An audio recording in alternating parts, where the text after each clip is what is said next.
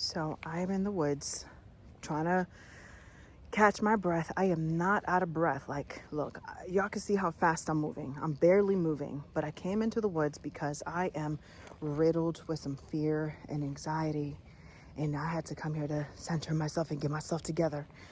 And the reason why I am riddled with fear and anxiety in this moment is because I am headed to the dentist to get a dental procedure done. I had a molar that broke in half, and it needs to the remaining needs to be extracted.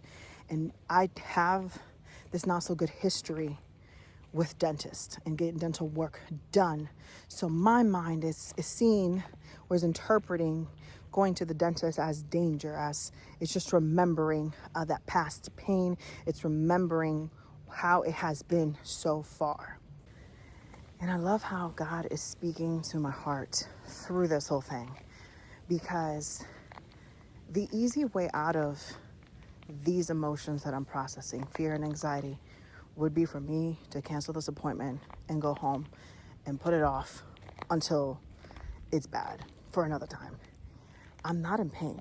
I am uncomfortable, but half of my molar is still intact, and that remaining half is covering the nerve. So that's why I'm not feeling any pain. However, if I keep putting it off, it could be a problem, because the other half can chip away at any moment, and I could go through excruciating pain then, and I could experience infection.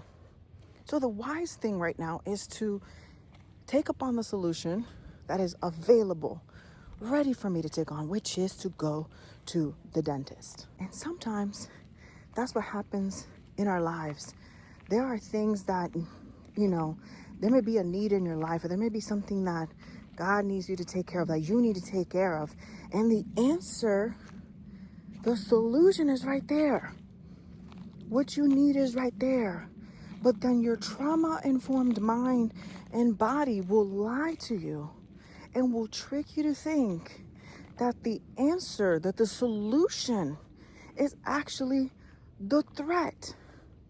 And it's not. In this case, the solution is the dentist, but my trauma-informed body and mind is like, nah, the dentist is the threat.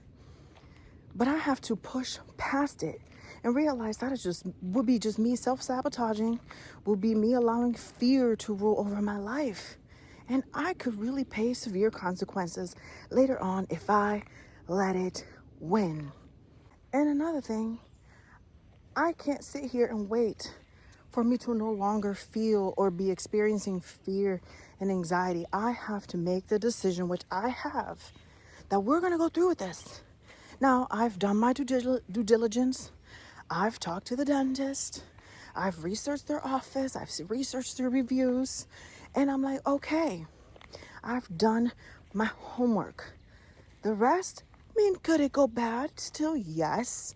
But I have to take the risk. I have to push past fear and anxiety and just shut it down. So, yeah, that's a whole word right there.